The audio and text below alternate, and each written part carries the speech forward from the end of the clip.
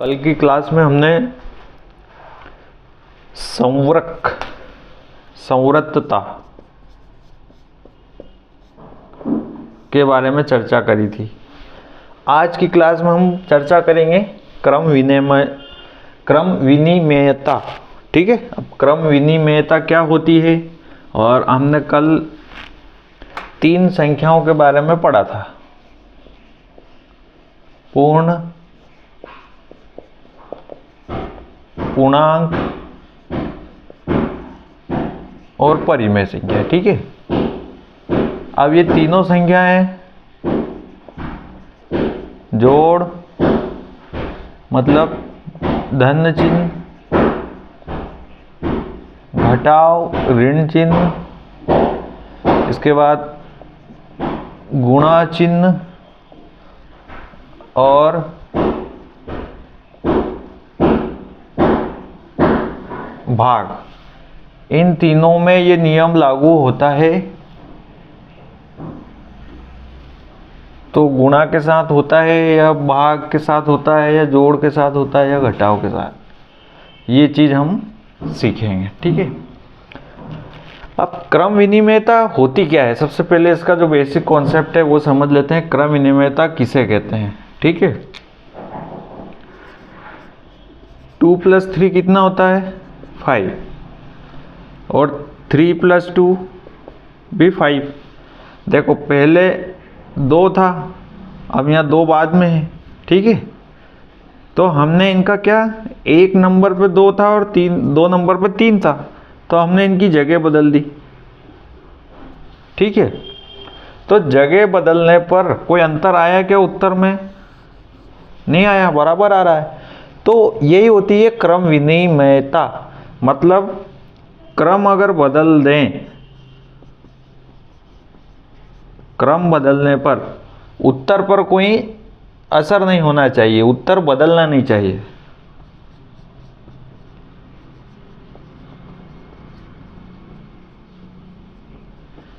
उत्तर का नहीं बदलना, यही क्या कहलाता है? क्रम विनिमेयता। कल भी मैंने उदाहरण दिया था आपको इसको समझने के लिए। ट्रैक्टर के जो टायर हैं, ये बड़े टायर और ये छोटे टायर, तो इनमें क्रम विनिमेयता का पालन होता है क्या? नहीं होता है, क्योंकि इसकी साइज अलग है, इसकी साइज अलग है। कार के टायर,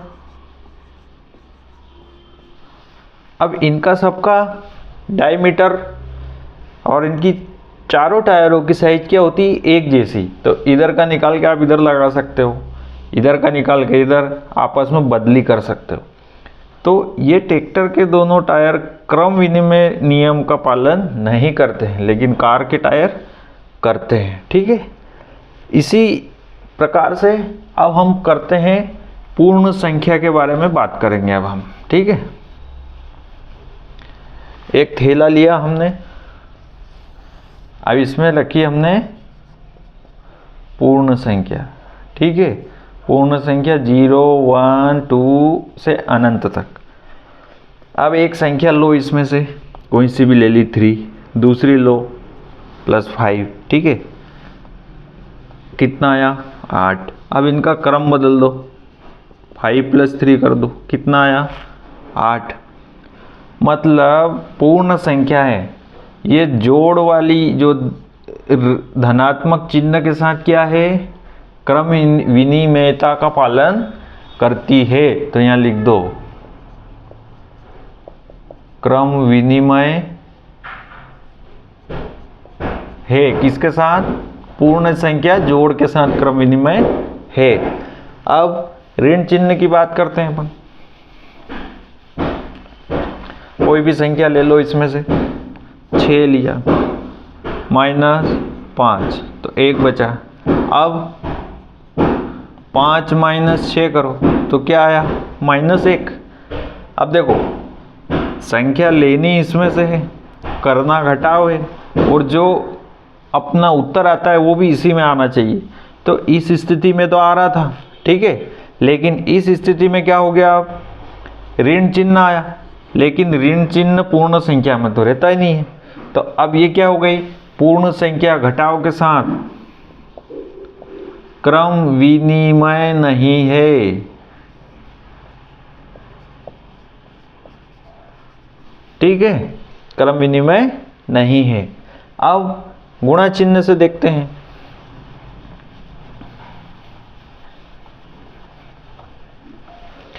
कोई भी संख्या ले लो, 2 गुणा 3 6, 3 गुणा 2 6। ठीक है, उत्तर में अंतर आ रहा है क्या? नहीं आ रहा। माइनस की संख्या ले लो, -2 गुणित -3, लेकिन माइनस इसमें है ही नहीं, तो हम कैसे ले पाएंगे? ठीक है, इसके बाद इसमें लिख दो गुणा के साथ क्या है,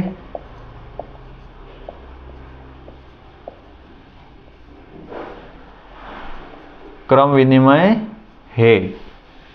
ठीक है,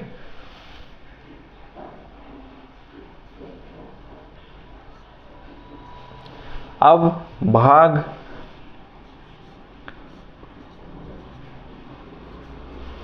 ठीक है, इसका मतलब क्या होता है? 2/4, तो ये हो जाएगा 1/2। ठीक है, 4 को इधर ले आओ, तो ये हो जाएगा 4/2, तो ये 2। दोनों में उत्तर अलग अलग आ रहा है और ये तो इसमें आता ही नहीं है, तो ये क्रम विनिमय नहीं है। किसके साथ? भाग के साथ, है ना? तो पूर्ण संख्याएं जोड़ और गुणा के साथ क्रम विनिमय है, घटाव और भाग के साथ क्रम विनिमय नहीं है।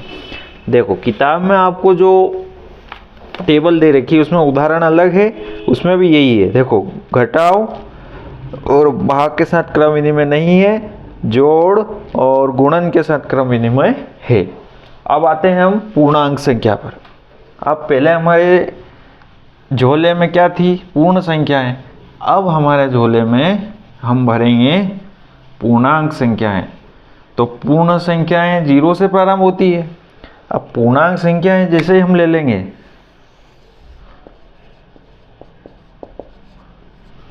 तो बीच में तो 0, ऊपर -1 -2 -3 -4 -5, नीचे 1 2 3 4 5 अनंत तक जाएगा, ये भी अनंत तक जाएगा। अब जोड़ लेते हैं हम। ठीक है, अब हमने कोई धनात्मक संख्या ली 3 + 9। ठीक है, 9 + 3, माइनस वाली ले लो कोई, -2 + 3, तो क्या हो जाएगा? 1। 3 - 2 = 1। ठीक है, तो पूर्णांक संख्याएं जोड़ के साथ क्या है?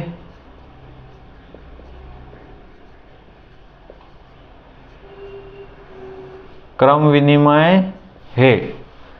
ठीक है, किताब में भी देख लो, पूर्णांक संख्याओं का ये नीचे दे रखा है आपको, योग के साथ क्रम विनिमय है। अब हम बात करते हैं ऋण चिन्ह की। ऋण चिन्ह हो गया, कोई सी भी 2 संख्याएं ले लो, 2 - 3, तो ये हो गया -1, 3 - 2 1। देखो दोनों उत्तर अलग अलग आ रहे हैं, मतलब क्रम विनिमय नहीं है। क्रम विनिमय नहीं है। अब बात करते हैं गुणा चिन्ह की। 6 × 5 30, 5 × 6 30, या -2 × 4 -8, 4 × -2 -8। ठीक है, उत्तर एक जैसा आ रहा है। देखो उत्तर में अंतर आ रहा है क्या? नहीं आ रहा है, अदल बदल करने पर। तो ये क्रम विनिमय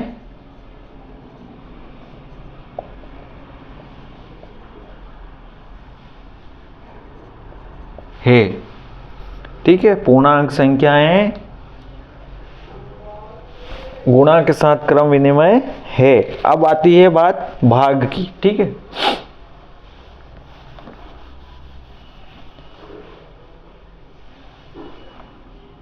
सिक्स डिवाइड बाय 2 मतलब 6/2, तो क्या आ जाएगा 3।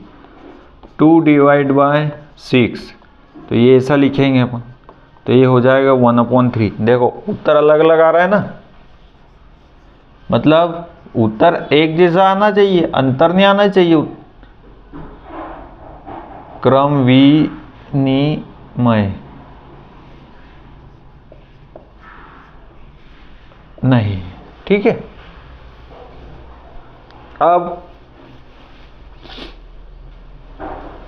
पूर्ण संख्याएं और पूर्णांक संख्याएं दोनों घटाव के साथ क्रम विनिमय नहीं है और भाग के साथ क्रम विनिमय नहीं है, देख लेना आप, ठीक है।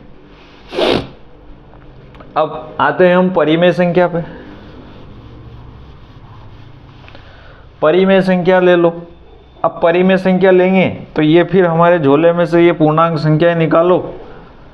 अब इसमें भरेंगे हम कौन सी, परिमेय संख्या। तो परिमेय संख्या कैसी आएगी, -1/2, -2/3, 0, 1/2, 2/3, कुल मिला के P/Q वाली संख्या आएगी, जहां Q 0 के बराबर नहीं होगा। और P और Q कैसे रहेंगे, पूर्णांक, पूर्णांक बोले तो इंटीजर नंबर, है ना। लेते हैं हम कोई भी एक संख्या ले लो, 1/2 प्लस 3/2, तो ये हो जाएगी 3 + 1/2, 4/2, 2 काट दो तो 2 आ गई। 3/2 और 1/2 को जोड़ दो तो फिर भी कोई अंतर नहीं आएगा, वही आएगी, ठीक है। ये 2, 3 और 1 4, तो ये हो जाएगा 4/2, तो 2। मतलब परिमेय संख्या भी योग जोड़ के साथ क्रम विनिमय है, ठीक है। अब ऋण चिन्ह का देखो, कोई संख्या ले लिया आपने 1/2 माइनस वही ले लो, चलो 3/2, तो ये क्या हो जाएगा 2, 1 - 3, तो -2/2, तो -1। अब 3/2 - 1/2, तो 2। अब ये हो जाएगा 3 - 1, तो 2/2 बराबर 1। देखो एक में आ रहा -1 और एक में आ रहा +1, मतलब दिशा ही बदल गई, एक तो एक इधर जा रहा है और एक इधर आ रहा है, मतलब क्रम विनिमय नहीं है।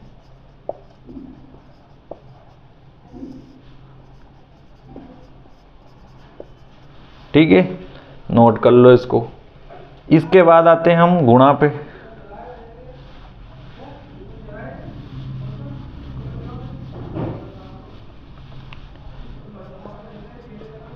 तीन का 3 में करो, 3 × 1, 2 × 2, तो ये हो जाएगा 3/4। 3/4 मतलब दोनों में उत्तर एक जैसा आ रहा है ना। तो ये गुणा के साथ क्या है, क्रम विनिमय है, ठीक है। गुणा चिन्ह के साथ क्रम विनिमय है। अब आते हैं हम भाग पर, ठीक है।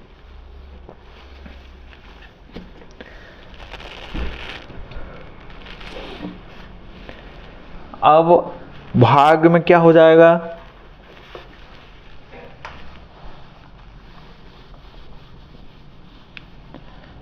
भाग का चिन्ह लगाओ,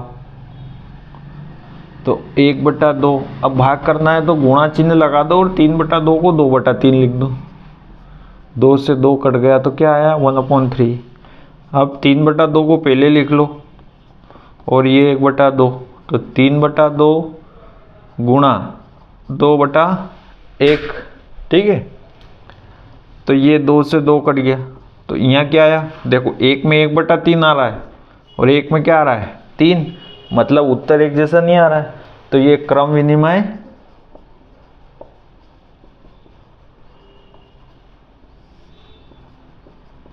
नहीं है। कौन नहीं है? परिमेय संख्या है। किसके साथ? भाग के साथ क्रम विनिमय नहीं। ये टेबल बना लेना आप आपकी कॉपी में, और अब आपको देखने में आसानी हो जाएगी। परिमेय संख्या क्रम विनिमय नहीं है, किसके साथ? घटाव के साथ। नहीं है किसके साथ? भाग के साथ। ठीक है, क्रम विनिमय है कौन? पूर्णांक संख्या। किसके साथ? गुणा के साथ। ठीक है, ये क्रम विनिमयता का नियम है, इसको समझ लो और याद कर लेना। कॉपी में टेबल बना लो ये। तो ये हमने पढ़ लिया है क्रम विनिमयता का नियम। इसके बाद आएगा अपना साहचर्यता का नियम। तो अगली क्लास में हम साहचर्यता का नियम पढ़ेंगे। क्रम विनिमयता समझ गए ना आप? देखो,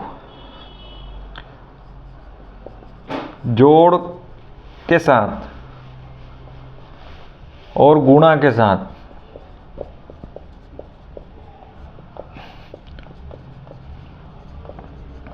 सभी क्रम विनिमय है। ठीक है, और घटाव एवं भाग के साथ सभी क्रम विनिमय नहीं है। ठीक है, जोड़ और गुणा, प्लस और मल्टीप्लाई, माइनस और डिवाइड, इनके साथ सभी है, इनके साथ नहीं है। ठीक है, तो ये याद करने में आपको अच्छा रहेगा। अब अगली क्लास में हम पढ़ेंगे साहचर्यता। ठीक है।